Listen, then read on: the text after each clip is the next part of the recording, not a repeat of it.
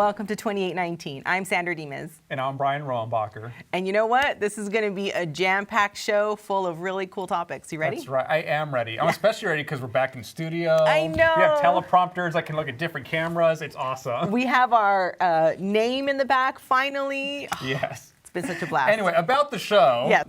In Culture Talk, Sandra will interview astronomer Hugh Ross on evidence for extra dimensions. And in Give and Take, Jeff will be discussing truth, goodness, and beauty with philosopher and theologian Ken Samples. First up is RTB 101. Krista will be chatting with biochemist Fazale Rana about the connection between cave art and the image of God. Let's check it out.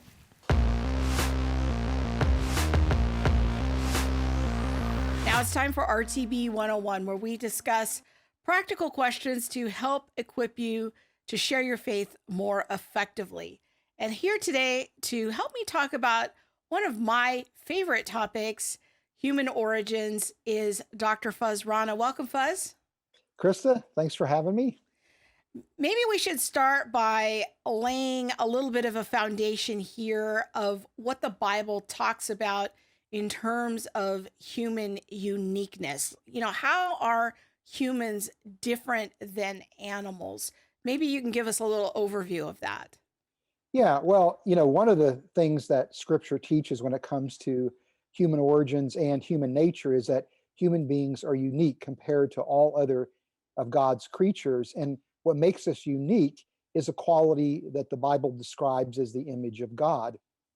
Now, Scripture doesn't do the best job in the world of actually defining what the image of God is, but we can get some clues by looking carefully at some of the biblical texts. So, for example, in Genesis 2, it tells us that Adam was made from the dust of the earth.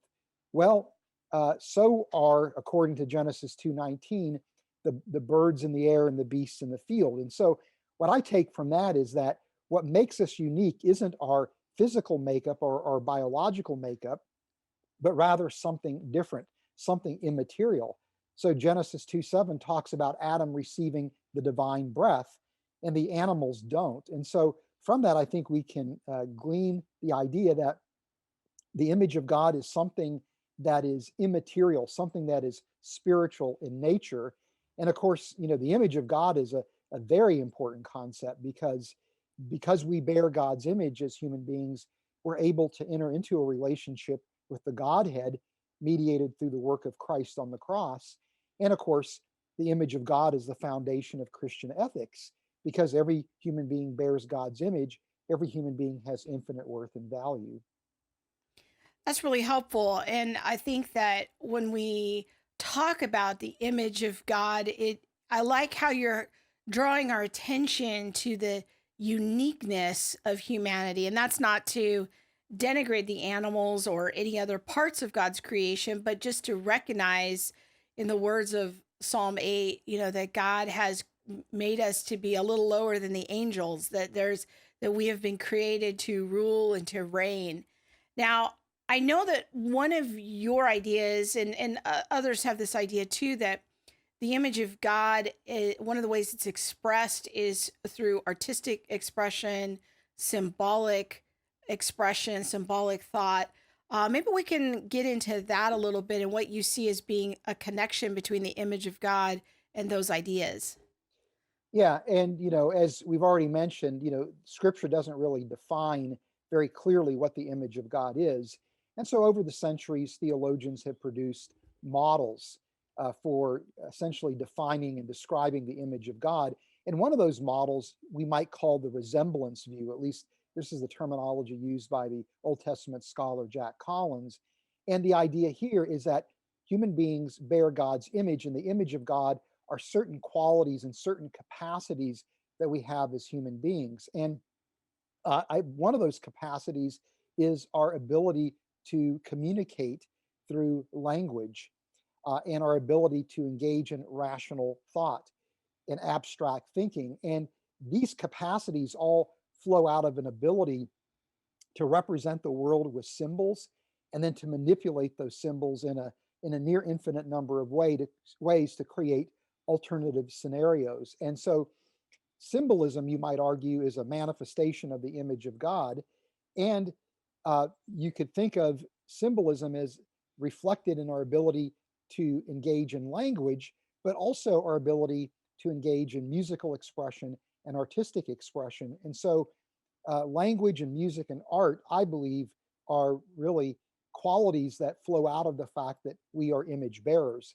Clearly, no other creature alive today has these three capacities. So then I'm imagining what we would expect to see is in the fossil record, as we see human beings coming into existence in a very unique way, in the fossil record, we should see concomitant with that also artistic expression, symbolic thought, and that kind of a thing. So I'm wondering, what does the paleontological record tell us?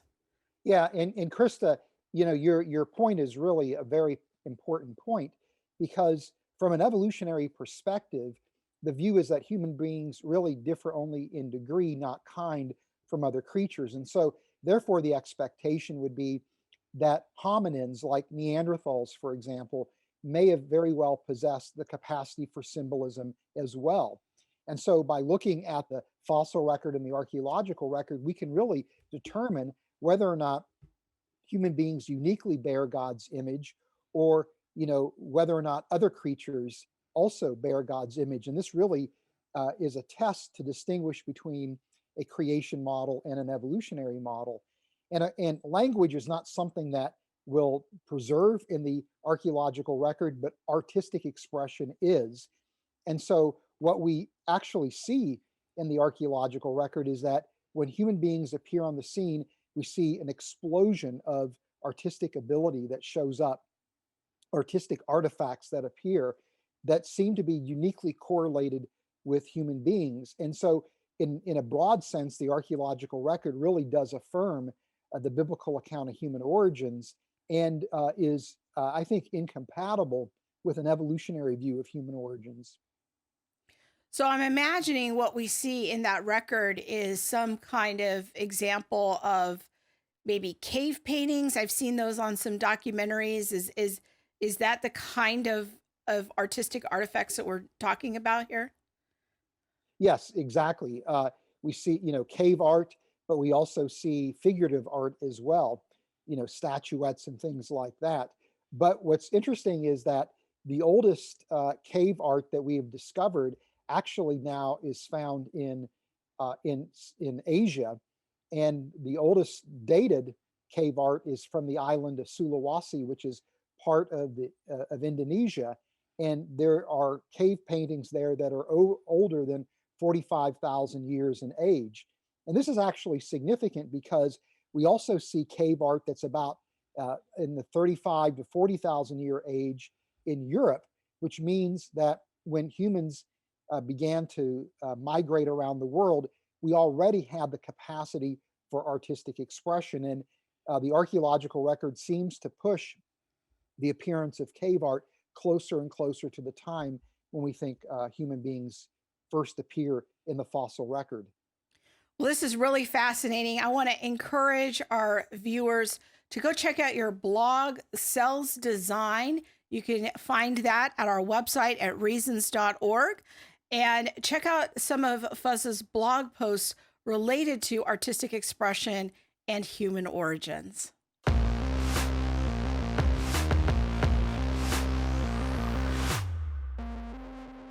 Welcome to Culture Talk. This is a segment where we talk about culturally relevant topics and how you can use them to start conversations about your faith. I'm joined today with astronomer Hugh Ross. Thank you so much for joining us today, Hugh. Yeah, my pleasure. We're going to be talking about something that actually came in as a social media question, and that is there scientific evidence for extra dimensions? So before we dive into that, let's first talk about what is our standard understanding of the dimensions that we experience here? Well, I don't know about you, but in grade school I was taught it was length, width, and height, and time. So 4 space-time dimensions. So 4 space-time dimensions, but there's apparently people are talking about extra dimensions. So what are these extra dimensions? Well, how we've been able to scientifically establish them is first through the space-time theorems, which establish that the space-time dimensions of the universe have a beginning. They were created, which implies a causal agent beyond time that creates the universe. What's significant about that is the standard definition for time is that dimension in which cause and effect phenomena take place. So we have cause and effect occurring before our time even exists, implying at least the equivalent of a second dimension of time. And with respect to space, decades ago at Caltech, they were saying, you know what, we cannot fit in all the symmetries demanded by quantum mechanics and gravity if all we have are three space dimensions. There must be extra dimensions of space so we get room for all the symmetries. And for a while they were saying, we know it has to be at least 8 dimensions and maybe as many as 26. Wow. After about 15 years, they said, we now know the right answer. It's 9 total space dimensions. 3 that are very large, length, width, and height, and 6 that are really tiny. And all comes through what people understand to be unified field theory, where the universe begins with a single force, and as the universe cools from the cosmic creation event, that one unified force separates into 2, then 3, and the 4 that exist today. And what happens when the first force separates, so that's gravity, that happens when the universe is only a 10 millionth of a trillionth of a trillionth of a trillionth of a second old. That's when gravity separates out from the strong electroweak force. And when that happens, 9 of the space dimensions that were expanding from the cosmic creation event, 3 of them continue to expand, 6 stop. So one reason why we don't notice those 6, they're no bigger than they were when the universe was 10 to the minus 43 seconds old. So like less than a blink of an eye. I mean, to even try to fathom how quick that was is... Well, to give you an idea, those dimensions are smaller in size, these space dimensions are smaller in size than 1/10 billionth of a trillionth of the diameter of an electron, which probably explains why you haven't noticed them lately. Right. They're not like easily detectable, I guess. Well, they're wrapped up very tightly Right. around the 3 big space dimensions, but it's really the only way we can integrate the particle creation model with the cosmic creation model. Right. So you're talking about the cosmic creation model, and first of all, this is probably a lot of new information for people, like these extra dimensions and these really tiny dimensions. Let's talk about the cosmic creation model, and then we'll lead people to where they can dig deeper, because this is a lot to unpack. Well, what this really implies is that the causal agent that brought the universe into existence, at a minimum, has the power to operate within 11 space-time dimensions. So it basically makes a point. And we look at the different religions of the world. In fact, I noticed this when I was basically looking at the different religions before I became a Christian. I noticed that all but one of those religions squeeze God into a 4-dimensional box. Right. And we humans can only visualize phenomena and dimensions we experience. So that was a tip to me. These other religions are inventions of human beings. But what I saw in the Bible were doctrines that required more than just those 4 space-time dimensions. So it said this is a message that can come from this transcendent creator that brought the universe into existence. So when you're talking to someone who maybe is curious about dimensions or curious about science and space, like how would you incorporate this cosmic creation model and these extra dimensions into that conversation and really point to a transcendent God? Well, basically my goal is to communicate God is a whole lot bigger than you realize. Right. So that's the main point. Right. Because people say, how can God do X? How can God do Y? Well, if he really is a God that transcends 10 space-time dimensions, we're looking at a really powerful supernatural creator, and therefore things like raising people from the dead, that's not a big deal for someone who has that kind of power.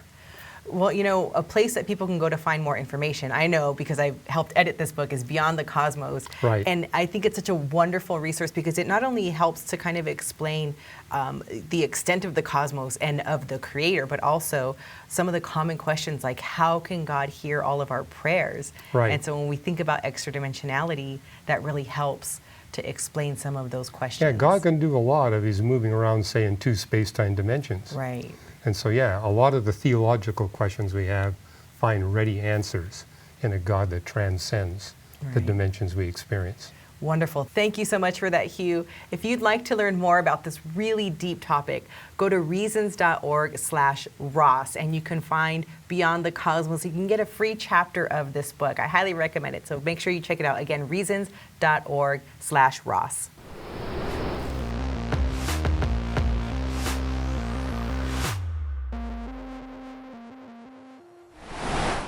Hello, Jeff Zwerink. Welcome again to Give and Take, the segment of our show where we explore important scientific ideas to help you be more convinced in the truth of Christianity.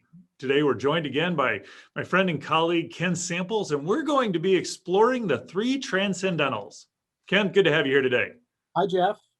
Lest you think we're talking about meditation here, why don't you kind of outline or just briefly describe what these three transcendentals are that you're talking about?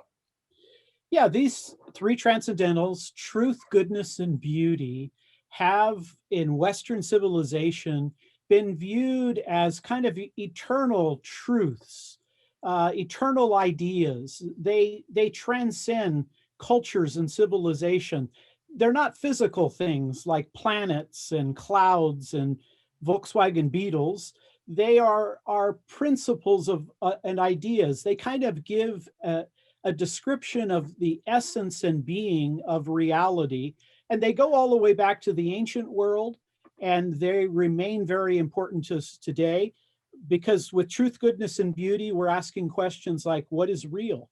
What is right? And what is lovely? So from a Christian perspective, it really does make sense to talk about truth, goodness, and beauty. But kind of historically, how has this developed in the culture beyond just Christianity, if you will?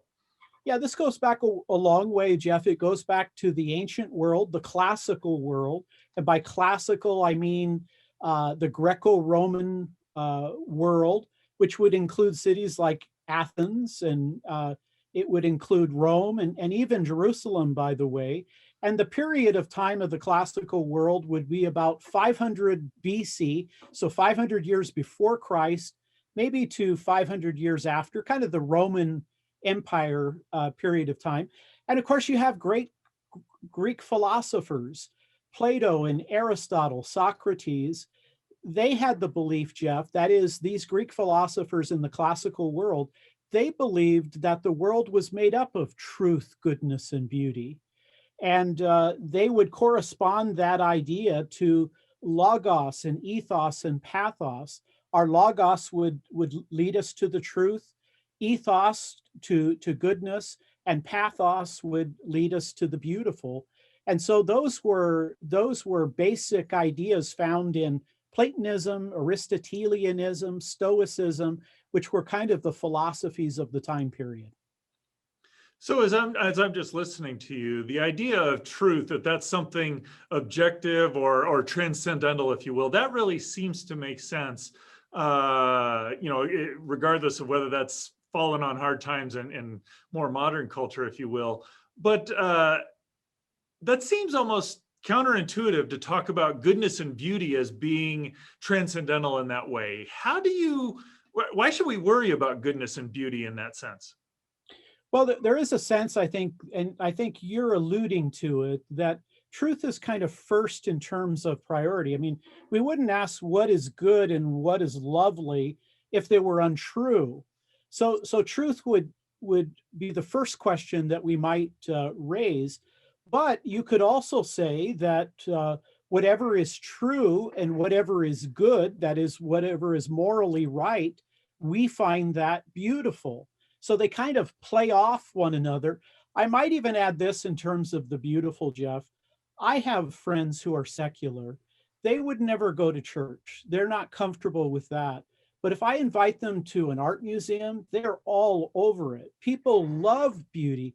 I mean, is there anybody who doesn't like some form of music, that doesn't like some form of, statues and painting? So I would say all three of those play a very important role in our life. We pursue all of them, and we feel fulfilled when we discover them. Your comments seem to align with your statement that we're designed to be worshiping creatures, that we find something to worship. But, I guess, kind of in today's postmodern and maybe even post-truth society, there's this idea that truth and by that measure, goodness and beauty, that's all just determined by the individual. How do we argue that these are transcendental, that they transcend the individual's thought, that they are actually objective standards by which we can grasp a hold of somehow? That seems very much at odds with today's culture. Well, again, because of the classical world, Christianity comes along and says there is truth, goodness, and beauty, but those ideas, they're found in God. That is, God doesn't have truth, goodness, and beauty. God is truth, goodness, and beauty.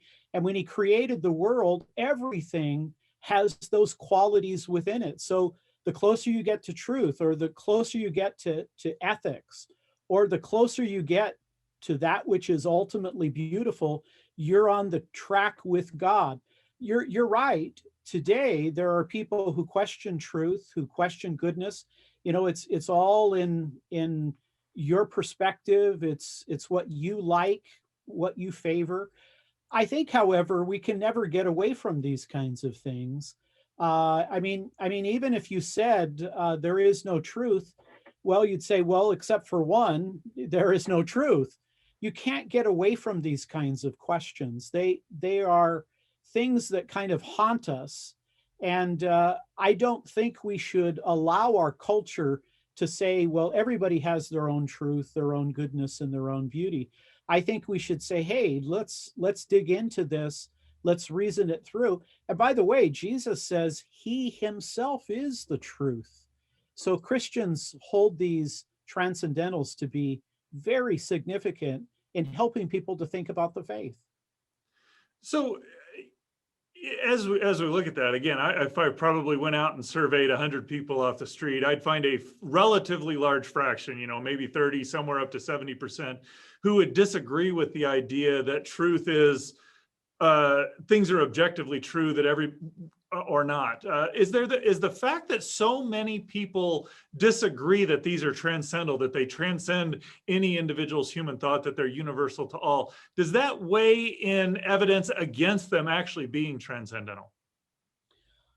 I don't think so. I think what we discover with them is that, again, we're kind of forced to either accept or reject these kinds of things. I mean, if you say there's no truth, you're saying a truth.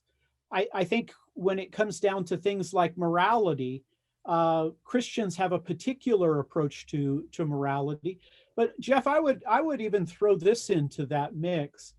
In a time in which people do question truth and goodness, I mean, what if you ask them questions about the beautiful, like looking at a sunset, or looking at Michelangelo's statues, or listening to Bach, Beethoven, or the Beatles, and you get this great music, and you say, well, where does that come from? Why do human beings have that quality, and why do we care about it? I think sometimes we might start with beauty and go back to truth and goodness. But I don't think there's any way of getting around these. I think ultimately you end up with some kind of exclusive view rather than kind of a pluralistic or relativistic view. Well, I appreciate your comments there, because it kind of aligns with what I would say works in science. It's like we can come up with ideas, but ultimately we're testing them against reality. And those ideas that don't align with reality, we jettison in favor of the ones that best describe. It sounds like this is what we're kind of arguing, looking at truth, goodness, and beauty. If they align with reality, then they are true and the correct way of looking at things. And if they're not, we should find a better way. That's right on the target. Christians have long viewed the view of truth as what corresponds to reality. Goodness, what is ultimately satisfying and fulfilling. And again, beauty, the idea of what do we find to be loving. Yeah, I think they can be tested. And that's a hallmark of science that we can use even in philosophy. Well, thanks, Ken. I appreciate your comments. If you go out and you observe the way people live, they actually do behave like there's some sort of truth, that things are actually good and there is beauty.